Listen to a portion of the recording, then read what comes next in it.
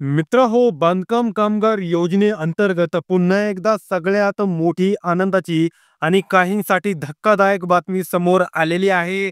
ज्यामध्ये महाराष्ट्र इमारत व इतर बांधकाम कामगार कल्याणकारी मंडळामार्फत एकनाथजी शिंदे साहेब, त्याच प्रकारे आपले सीएम आपले देवेंद्र फडणवीस साहेब आणि अजितदादा पवार साहेब या सर्वांनी मिळून सगळ्यात मोठी न्यूज आपल्या समोर आणलेली आहे. आणि या न्यूजमध्ये त्यांनी काही महत्त्वाच्या बाबी आपल्या समोर आणलेल्या आहेत, ज्यामध्ये तुमचा पेंडिंग अर्ज जर असेल तर तो ॲक्सेप्ट होईल का या संदर्भातील माहिती दिलेली आहे. त्याच प्रकारे तुम्हाला केव्हा पैसे मिळणार व कोणता जिल्हा सगळ्यात अगोदर असणार व जिल्ह्यांची यादी या ठिकाणी जाहीर केलेली आहे व तुम्हाला ती यादी कोठे पाहायची, कशी पाहायची, ही संपूर्ण माहिती या आपल्या साहेबांनी दिलेली आहे. त्यासाठी तुम्हाला आजच्या या व्हिडिओला शेवटपर्यंत पाहायचा आहे, कारण शेवटपर्यंत पाहिल्यानंतरच तुम्हाला संपूर्ण माहिती ही व्यवस्थितरित्या मिळणार आहे. त्यासाठी आत्ताच लाईक करून घ्या आणि चॅनलला सबस्क्राईब करून घ्या, की जेणेकरून आपल्या चॅनलवरती इथून पुढे येत असणारे प्रत्येक महत्त्वाचे व्हिडिओ तुम्हाला वेळोवेळी पाहायला मिळतील. तर कामगार मित्रांनो, बांधकाम कामगार स्कॉलरशिप लाभ खात्यात केव्हा जमा होणार? मला काही दिवसांपासून प्रत्येक व्हिडिओवरती कमेंट येत होत्या, की दादा आमचा फॉर्म पेंडिंग आहे, तो कित्येक दिवसांपासून पेंडिंगच आहे, तो ॲक्सेप्टही होईना. आणि काही जणांनी तर अशा देखील कमेंट केल्या होत्या, की जिल्हा सुधार केंद्र किंवा त्यांचं तालुका सुधार केंद्र होतं, त्या ठिकाणी त्यांनी या संदर्भातील माहिती घेण्यासाठी विचारपूस केली, तर त्यांना त्या ठिकाणी 30% किंवा 40% अशा प्रकारची कमिशन मागण्यात आली. आणि जर त्यांनी ती कमिशन देण्यास नकार दिला तर त्यांचा फॉर्म त्याच ठिकाणी रिजेक्ट करण्यात आला. अशा खूप साऱ्या जणांनी मला कमेंट केल्या होत्या आणि मी त्या खूप दिवसांपासून यावरती व्हिडिओ बनवण्याचा प्रयत्न करत होतो. पण शेवटी आज तो दिवस आलेला आहे आणि त्यावरची एक महत्त्वाची अपडेट आज तुम्हाला पाहायला मिळणार आहे. त्यामुळे कुणीही व्हिडिओला सोडून जाऊ नका. शेवटपर्यंत पहा, की जेणेकरून तुम्हाला संपूर्ण अपडेट वेळोवेळी कळणार आहे. तर कामगार मित्रांनो, आता आपण जाणून घेणार आहोत, की सगळ्यात अगोदर कोणत्या जिल्ह्यामध्ये वाटप होणार आहे. तुम्ही जो काही क्लेम भरलेला आहे, त्या कोणत्याही प्रकारचा जो क्लेम असेल तुमचा स्कॉलरशिपचा, त्या संदर्भातील सगळ्यात अगोदर कोणत्या जिल्ह्यामध्ये या ठिकाणी वाटप होणार आहे आणि तुम्हाला तुमच्या जिल्ह्याची यादी कशी डाउनलोड करायची आहे. पण त्या अगोदर तुम्हाला प्रश्न पडलेला आहे, की बांधकाम कामगार स्कॉलरशिपचा लाभ खात्यात केव्हा जमा होणार? आता मी तुम्हाला स्टेप बाय स्टेप सांगणार आहे, की आपलं जे काही बी-ओ-सी आहे, या ठिकाणी तुमचा फॉर्म कसा ॲक्सेप्ट केला जातो, कसा रिजेक्ट केला जातो, त्यानंतर तुमच्या फॉर्मचं बॅकग्राऊंड व्हेरिफिकेशन कसं केलं जातं. तर सर्वप्रथम तुम्ही तुमचा फॉर्म जो असतो, तो ऑनलाईनरित्या तुम्ही भरत असतात आणि ऑनलाईनरित्या भरल्यानंतर तुम्ही त्याचं जे काही व्हेरिफिकेशन आहे, हे व्हेरिफिकेशन तुम्ही तुमच्या तालुका किंवा जिल्हा या ठिकाणी जाऊन व्हेरिफिकेशन करत असतात.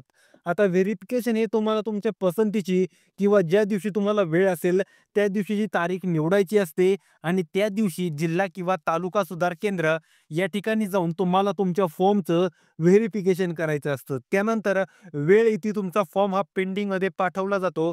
आता सगळ्यांना असाच प्रश्न पडतो, की फॉर्म हा पेंडिंगमध्ये गेलाय आणि गेले 3 महिने झाले, 4 महिने झाले, 10 महिने झाले, तरी देखील फॉर्म पेंडिंगमध्येच आहे आणि त्यामध्ये अजून कुठलाही बदल झालेला नाही.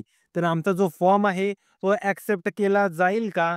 किंवा त्याला रिजेक्ट केलं जाईल असा या ठिकाणी प्रत्येकाला प्रश्न पडलेला असतो. पण या ठिकाणी मला सर्वप्रथम सांगायचं आहे, तुमचं या ठिकाणी बॅकग्राऊंड व्हेरिफिकेशन करत असतात, की तुम्ही खरे बांधकाम कामगार आहात का? तुम्ही दिलेला कागदपत्र खरा आहे का? तुम्ही भरलेली इयत्ता, विद्यार्थी हे संपूर्ण खरे आहेत का? याचं संपूर्ण बॅकग्राऊंड व्हेरिफिकेशन केलं जातं. पण तुम्हाला फक्त या बॅकग्राऊंड व्हेरिफिकेशनसाठी 2 ते 3 महिन्यांचीच वाट पाहायची आहे. या 2 ते 3 महिन्यांपेक्षा जर जास्त कालावधी उलटून गेला असेल, तुमचा फॉर्म तरीही पेंडिंगमध्येच पडलेला असेल, तर सगळ्यात अगोदर तुम्हाला तुमचं जिल्हा सुधार केंद्र किंवा तालुका सुधार केंद्र ज्या ठिकाणी बांधकाम कामगार योजनेचे अधिकृत अधिकारी असतात व त्या ठिकाणी काम केलं जातं, अशा ठिकाणी जाऊन तुम्हाला संपूर्ण या संदर्भातील माहिती घ्यायची आहे. त्यानंतर तेथील अधिकारी तुम्हाला पुढील प्रोसिजर करण्यासाठी सांगतील, की तुम्हाला आता पुढील प्रोसिजर काय करायची आहे आणि त्यानंतर तुमचा 1 ते 2 महिन्यांच्या कालावधीमध्ये ती प्रोसिजर केल्यानंतर फॉर्म हा ॲक्सेप्ट केला जाईल आणि तुमच्या बँक खात्यामध्ये पैसे पाठवून दिले जातील.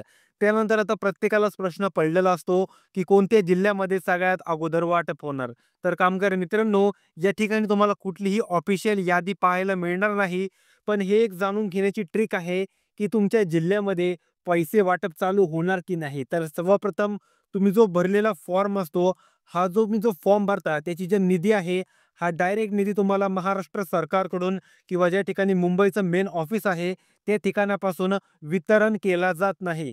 या ठिकाणी तुम्ही ज्यावेळेस ज्या जिल्ह्यामधून तुमचा जो फॉर्म असतात, तो फॉर्म भरता, त्यावेळेस फॉर्म भरल्यानंतर तुमच्या तालुक्याला किंवा तुमच्या जिल्ह्याला 100% 99% तुमचा हा निधी लगेच तुम्ही फॉर्म भरल्या-भरल्या तुमचा जो निधी असतो तो जिल्ह्याला पाठवून दिला जातो आणि जिल्ह्याच्या महाराष्ट्र इमारत व इतर बांधकाम कामगार कल्याणकारी मंडळामध्ये तो तुमचा निधी जमा असतो आणि ज्यावेळेस तुमचा फॉर्म तेथील अधिकारी ॲक्सेप्ट करतात त्यानंतरच तुमचा जो निधी असतो तो वितरित करून तुमच्या अकाउंट सेक्शनमध्ये पाठवून दिला जातो आणि अशा प्रकारे तुम्हाला या योजनेचा लाभ महाराष्ट्र सरकारद्वारे व्यवस्थितरित्या कुठल्याही प्रकारची अडचण न येता तुमच्या बँक खात्यामध्ये तुम्ही भरलेल्या अर्जाची रक्कम ही पाठवण्यात येत असते. यासाठी कोणत्याही जिल्ह्यात सगळ्यात अगोदर किंवा सगळ्यात शेवटी असा वाटप होत नाही. पण तरी देखील काही कामगार आपल्या व्हिडिओमध्ये कमेंट करत असतात, की या ठिकाणी केव्हा चालू होणार, त्या ठिकाणी केव्हा चालू होणार. तर असं काहीही नाही. ज्यावेळेस तुम्ही तुमचा स्कॉलरशिपचा अर्ज या ठिकाणी भरणार आहात आणि ज्या दिवशी त्याचं ॲक्सेप्ट असं स्टेटस दिसेल, त्या दिवसापासून पुढचे 21 ते 30 दिवसानंतर तुमच्या बँक खात्यामध्ये तुमच्या अकाउंटवरती हे संपूर्ण रक्कम पाठवून दिली जात असते. तुम्हाला फॉर्म तुमचा जो असतो तो ॲक्सेप्ट झाल्यानंतर कुठल्याही प्रकारची टेन्शन घेण्याची गरज नाही, चिंता करण्याची गरज नाही.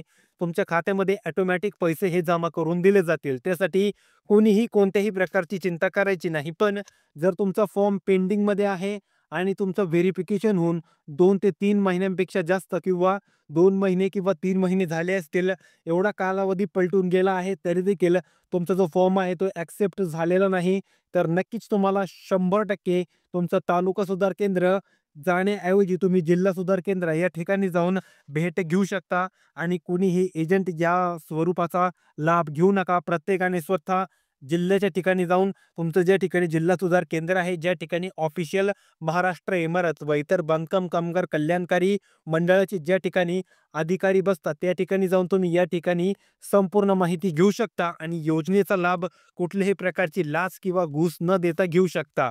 पण आता काही जणांना प्रश्न पडलेला आहे, की आमचा पेंडिंग अर्ज मंजूर होणार का? आमच्या अर्जाला 10 महिने झालेत, 8 महिने झालेत, 9 महिने झालेत, तरी देखील आमच्या बँक खात्यामध्ये कुठल्याही प्रकारची रक्कम अजूनही जमा झालेली नाही. तर आमच्या बँक खात्यामध्ये या ठिकाणी पैसे जमा होणार का? असा खूप जणांना प्रश्न पडलेला आहे. पण आता मी तुम्हाला सांगतो, की जर तुम्ही 31 मार्च या तारखेनंतर ते जून महिन्यापर्यंत जर फॉर्म भरलेला असेल, तर तुमचा फॉर्म पेंडिंग असेल, तरी देखील त्याला 10 ते 12 महिन्यांच्या कालावधीमध्ये जर त्याला कुठल्याही प्रकारची प्रोसेस करून ॲक्सेप्ट करण्यात आलं, तर नक्कीच तुम्हाला तुमचा जो पेंडिंग अर्ज आहे, त्याला मंजूर करण्यात येईल. पण जर तुम्ही पेंडिंग फॉर्म तसाच पेंडिंग राहून दिलाय आणि त्याला 12 महिन्यांपेक्षा जास्त कालावधी उलटून गेला, तर नक्कीच तुमच्या बँक खात्यामध्ये तुमची रक्कम येण्यासाठी थोडासा उशीर, थोडासा प्रॉब्लेम या ठिकाणी पाहायला मिळू शकतो. त्यासाठी तुम्ही नक्कीच 2 ते 3 महिने जर फॉर्म भरून झाले असतील आणि यापेक्षा जास्त कालावधी झाला असेल, तर 100% जिल्हा सुधार केंद्राला भेट द्या. तेथील अधिकारी तुम्हाला काही प्रोसेस करण्यासाठी सांगतील. ती संपूर्ण प्रोसेस करा. कारण त्या प्रोसेसशिवाय तुमचा जो पेंडिंग अर्ज आहे तो मंजूर होणार नाही. त्यासाठी जी ऑफिशियल प्रोसेस आहे तुम्हाला ती प्रोसेस करावंच लागणार आहे.